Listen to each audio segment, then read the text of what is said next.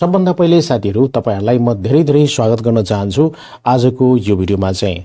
आजको यो भिडियोमा चाहिँ यदि तपाईले अनलाइन अर्निङ गर्न चाहनुहुन्छ भने नेपालमा रहेर तपाईले चाहिँ दराजबाट चाहिँ अनलाइन अर्निङ गर्न सक्नुहुन्छ। अब तपाईले चाहिँ दराज एफिलिएट प्रोग्राममा कसरी आबद्ध हुन सक्नुहुन्छ। यदि तपाई दराज एफिलिएट प्रोग्राममा जोडिन चाहनुहुन्छ भने तपाईले निम्न स्टेपहरु तपाईले पूरा गर्नुपर्ने हुन्छ। आजको यो भिडियोमा म देखाउन गएको छु। यदि सम्पूर्ण कुरा जान्न चाहनुहुन्छ भने यो भिडियोलाई अन्तसम्म हेर्नुहोला। विषयवस्तुमा जानुभन्दा पहिले साथीहरु यो भिडियोलाई लाइक गरिदिनुस्, शेयर गर्नुस् र यो च्यानललाई अहिलेसम्म सब्स्क्राइब गर्नु भएको छैन भने सब्स्क्राइब गरेर हामीलाई सपोर्ट गर्नुहोला। ओके, अब लागौ आजको विषयवस्तुमा। विषयवस्तुमा जानुभन्दा पहिले म यहाँलाई एउटा जानकारी दिन चाहन्छु। जस्तै यहाँ चाहिँ म यहाँ नीड भनेर ओपन गर्छु। अब तपाईले दराज एफिलिएट प्रोग्रामिङमा आबद्ध हुनको लागि तपाईलाई निम्न कुराहरुको यहाँ चाहिँ आवश्यकता पर्छ हैन। तपाईले फर्म फिलअप गर्नुपर्ने हुन्छ। तर फर्म फिलअप गर्नको लागि तपाईले चाहिँ यी कुराहरु चाहिँ रिक्वायरमेन्ट तपाईले पूरा गर्नुपर्ने हुन्छ। जस्तै सबभन्दा पहिले यहाँ बैंक नेम रहेको छ।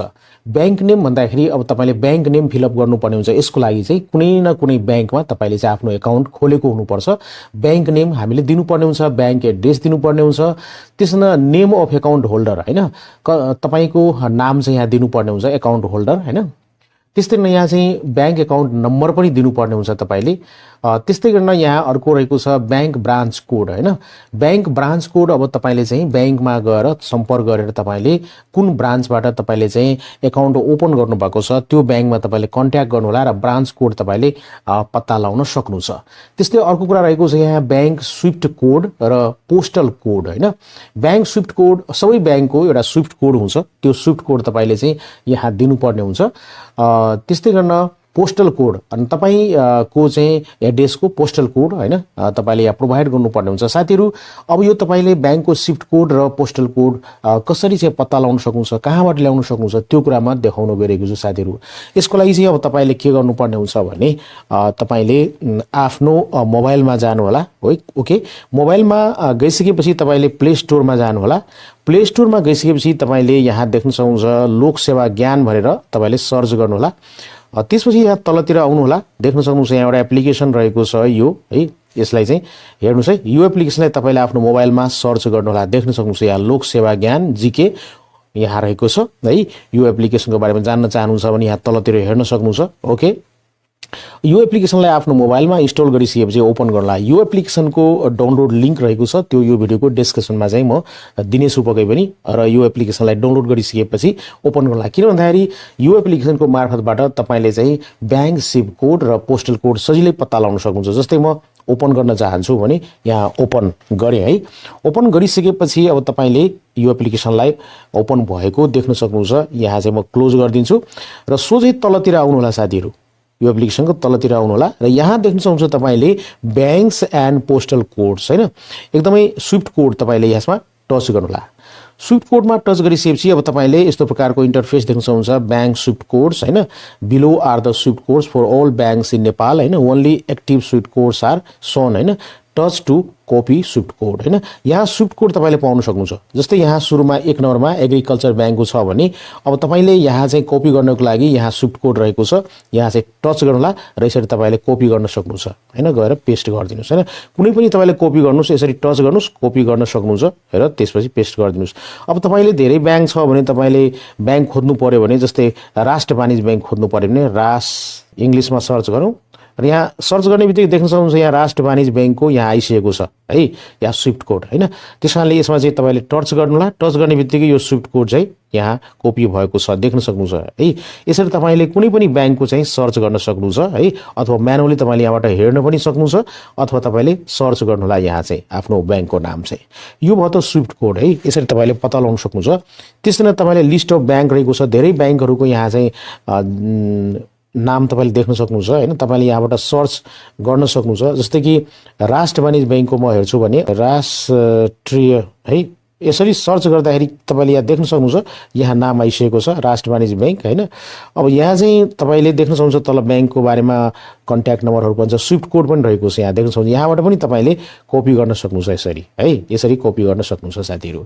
ओके, सो यसरी पनि तपाईले पत्ता लगाउन सक्नुहुन्छ हैन। यहाँ पनि बीचबाट पनि हैन यो भयो। यसरी ब्याङ्कको बारेमा जान्न सक्नुहुन्छ, स्विफ्ट कोड पत्ता लगाउन सक्नुहुन्छ। तेस्रो रहेको छ पोस्टल कोड। अब पोस्टल कोडमा तपाईँले यहाँ टच गर्नुहोला। जस्तै यहाँ म टच गर्छु, पोस्टल कोड रहेको छ, देख्न सक्नुहुन्छ पोस्टल कोड थुप्रो रहेको छ हैन यहाँ तपाईँले यहाँ हेर्न सक्नुहुन्छ पोस्टल कोड थुप्रो रहेको छ, धेरै रहेको छ। तपाईँले सर्च गर्नुहुन्छ भने यहाँबाट सर्च गर्नुहोला। जस्तै कि मेरो रहेको छ, म यहाँ सर्च गर्छु, यहाँ हेर्नुहोस् है, यहाँ देख्न सक्नुहुन्छ मेरो पोस्टल कोड यहाँ रहेको छ। यसरी तपाईँले सर्च पनि गर्न सक्नुहुन्छ हैन, कुन जिल्लाको हो त्यो जिल्ला पनि तपाईँले डिस्ट्रिक्ट नेम यहाँ सर्च गरेपछि तपाईँले पोस्टकड कोड यहाँबाट पाउन सक्नुहुन्छ। पाएपछि तपाईँले यहाँ लङ प्रेस गर्नुहोस्, यसरी तपाईँले कपी गर्न सक्नुहुन्छ हैन, यसरी कपी गर्नुहोस् र तपाईँले पेस्ट गर्न सक्नुहुन्छ। यो एप्लिकेसनमा तपाईँले अरू पनि इन्फर्मेसनहरू तपाईँले धेरैभन्दा धेरै इन्फर्मेसनहरू तपाईँले प्राप्त गर्न सक्नुहुन्छ साथीहरू। र साथसाथै स्विफ्ट कोड ब्याङ्कको बारेमा इन्फर्मेसनहरू र पोस्टल कोड पनि तपाईँले यहीबाट पाउन सक्नुहुन्छ। यसरी चाहिँ तपाईँले सजिलो हुन्छ यो एप्लिकेसन मार्फतबाट। Okay, thank you. त्यसपछि अब चाहिँ तपाईँले ब्याङ्कको स्विफ्ट कोड र त्यस्तै पोस्टल कोड एकदम सजिलैसँग एप्लिकेसनबाट अब पाइसकेपछि प्यान नम्बर रहेको छ। तपाईँले अब चाहिँ प्यान नम्बर लिनुपर्ने हुन्छ। अब यो प्यान नम्बर तपाईँले कसरी बनाउनुहुन्छ हैन, प्यान नम्बरको लागि तपाईँले अब देख्न सक्नुहुन्छ यहाँ चाहिँ म मोबाइलमा देखाउन चाहन्छु। नागरिक एप रहेको छ, नागरिक एपलाई ओपन गर्नुहोला। नागरिक एपलाई ओपन गर्नुहोला हैन, प्ले स्टोरमा जानुहोला र नागरिक एप सर्च गर्नुहोला। त्यहाँ चाहिँ तपाईँले देख्न सक्नुहुन्छ प्यान नम्बर रहेको छ। यो प्यान नम्बर टच गरेपछि तपाईँको प्यान नम्बर अलरेडी बनेको हुन्छ यहाँ चाहिँ। ओके, सो नागरिक एपबाट पनि तपाईँले यहाँ चाहिँ प्यान नम्बर बनाउन सक्नुहुन्छ सजिलैसँग। ओके, सो प्ले स्टोरमा गएर तपाईँले यहाँ चाहिँ के गर्नुहोला भन्दाखेरि यहाँ नागरिक एप चाहिँ सर्च गर्नुहोला। यहाँ चाहिँ प्ले स्टोरमा गएर नागरिक एप है, नागरिक एप देख्न सक्नुहुन्छ। यहाँ तपाईँले नागरिक एप देख्न सक्नुहुन्छ। यो नागरिक एपलाई तपाईँले आफ्नो मोबाइलमा इन्स्टल गर्नुहोला र इन्स्टल गरिसकेपछि ओपन गर्नुहोला र तपाईँले आफ्नो प्यान नम्बर यहाँबाट प्राप्त गर्न सक्नुहुन्छ सजिलैसँग साथीहरू। ओके, सो अब लागौँ अर्को रहेको छ सिटिजनसिप नम्बर। तपाईँको आफ्नो नागरिकता नम्बर यहाँ दिनुहोला। त्यसपछि अर्को रहेको छ जिमेल आइडी, ओपन अ दराज shopping account with the same Gmail.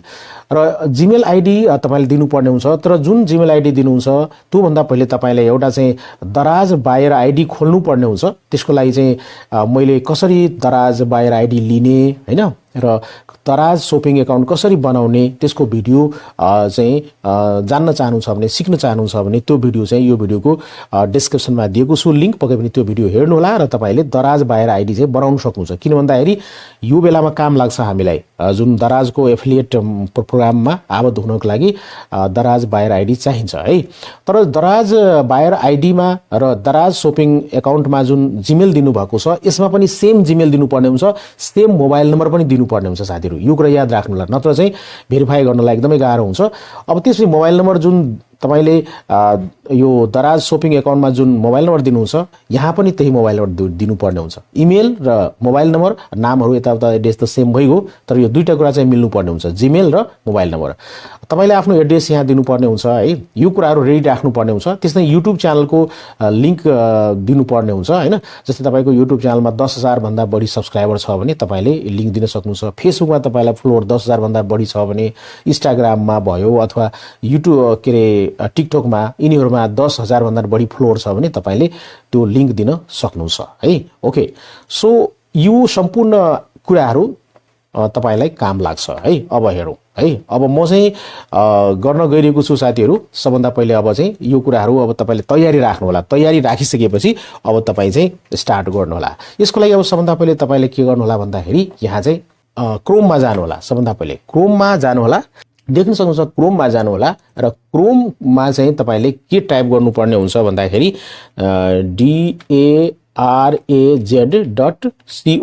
daraz.com.np यानी कि daraz.com.np तपाईँले टाइप गर्नुहोला र इन्टर गर्नुहोला, यानी कि गो गर्नुहोला। यति गरिसकेपछि यहाँ देख्न सक्नुहुन्छ अब है यस्तो प्रकारको इन्टरफेसमा आउन सक्नुहुन्छ। अब तपाईँले यदि चाहिँ दराज शपिङ एकाउन्ट बनाउनु भएको छैन भने यहाँबाट पनि तपाईँले बनाउन सक्नुहुन्छ हैन, सजिलो तरिका रहेको छ। र यो भिडियोको डिस्क्रिप्सनमा पनि लिङ्क दिएको छु भिडियोको, कसरी बनाउने त्यो चाहिँ सिक्न सक्नुहुन्छ त्यहाँबाट है। अब यहाँ आइसकेपछि तपाईँले देख्न सक्नुहुन्छ दराज, यहाँ लोगो, विभिन्न प्रकारको कुराहरू देख्न सक्नुहुन्छ है। तलतिर आउनु होला देख्न सक्नुहुन्छ यहाँ चाहिँ एकदम नै तपाईले शपिङ गर्न सक्नुहुन्छ यहाँबाट। तर शपिङ आइडी र जुन एउटा एफिलिएट प्रोग्रामको आइडी हुन्छ सेम हुनुपर्ने हुन्छ, जीमेल आइडी र मोबाइल है नम्बर। अब देख्न सक्नुहुन्छ यहाँ तलतिर आउनु होला। तलतिर आइसकेपछि तपाईले यहाँ देख्नुहुन्छ दराज एफिलिएट प्रोग्राम देख्न सक्नुहुन्छ यहाँ चाहिँ हो। अब यसमा चाहिँ क्लिक गर्नु होला। दराज एफिलिएट प्रोग्राममा क्लिक गरिसकेपछि अब तपाईले चाहिँ यस्तो प्रकारको इन्टरफेस देख्न सक्नुहुन्छ है। यहाँ पढ्नु होला यो सम्पूर्ण कुराहरू है, के चाहिन्छ, के कुरा के हो, सम्पूर्ण कुराहरू पढ्नु होला। तर अब मेन कुरा यहाँ रहेको छ, यहाँ चाहिँ हाउ डज इट वर्क, यानी कि साइन अप यहाँ रहेको छ। माथि पनि छ, यहाँ पनि छ, यहाँ पनि छ साइन अप हैन। अब तपाईले साइन अप नाउ गर्नुपर्ने हुन्छ। ओके, साइन अप नाउमा तपाईले क्लिक गर्नु होला।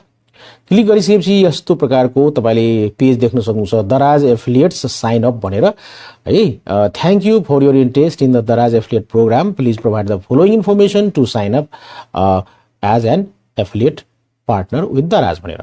अब यहाँ चाहिँ तपाईले देख्न सक्नुहुन्छ साथीहरू, यहाँ चाहिँ अकाउन्ट टाइप सबभन्दा पहिले दिनुपर्ने हुन्छ। अकाउन्ट टाइपमा इन्डिभिजुअल हो कि तपाईको कम्पनी हो हैन।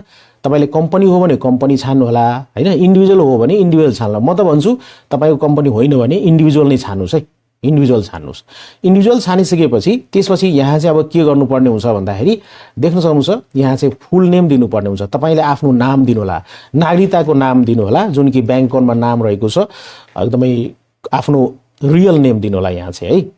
त्यस्तै नै तपाईले यहाँ देख्नुहुन्छ बिजनेस रजिस्ट्रेसन नम्बर हैन। यो बिजनेस हो भने त मात्रै हामीले त अब इन्डिभिजुअल गरेका छौं हैन।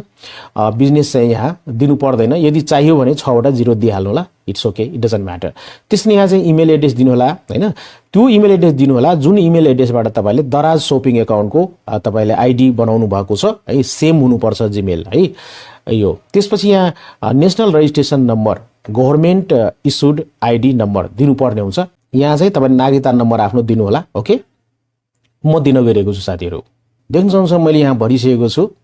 अब तलतिर आउनु होला।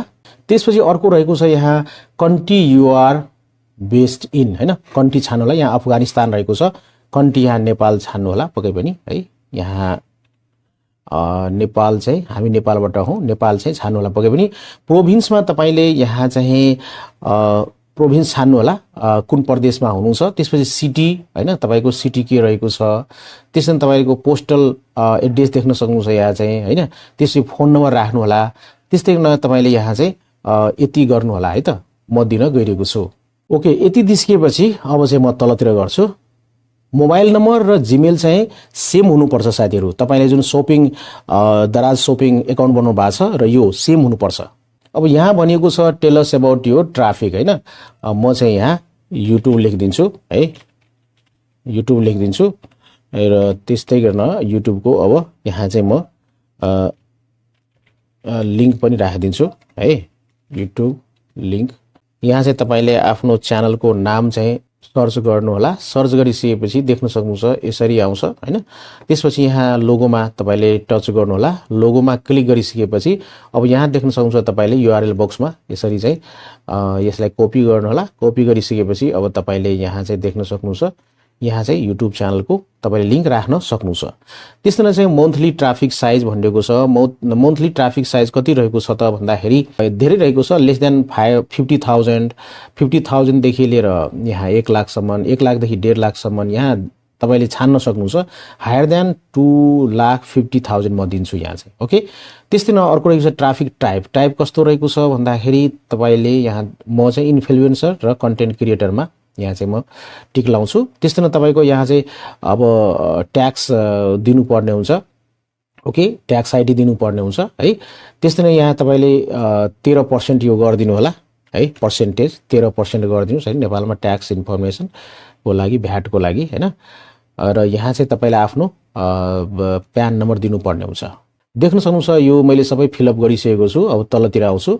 त्यसपछि यहाँ रहेको छ ट्याक्स इन्फर्मेसन एप्लिकेबल, यस गरिदिनुस् हैन। बैंक इन्फर्मेसन अब बेनिफिसियरी नेम हैन, बैंकमा तपाईको नाम के रहेको छ, बेनिफिसियरी नेम भनेको तपाईको नाम हैन, यहाँ चाहिँ दिनुपर्ने हुन्छ। अकाउन्ट होल्डरको नाम, त्यसपछि बैंक नेम दिनु होला। त्यस्तै गर्न यहाँ चाहिँ बैंक बेनिफिसियरी फोन नम्बर के रहेको छ, मोबाइल नम्बर हैन। त्यसपछि बेनिफिसियरी कन्ट्री छान्नु होला पक्कै पनि हैन। यहाँ त अब नेपाल नै हुन्छ। ओके, देख्न सक्नुहुन्छ bank information beneficiary address, bank information बैंकको एड्रेस दिनु होला यहाँ चाहिँ है।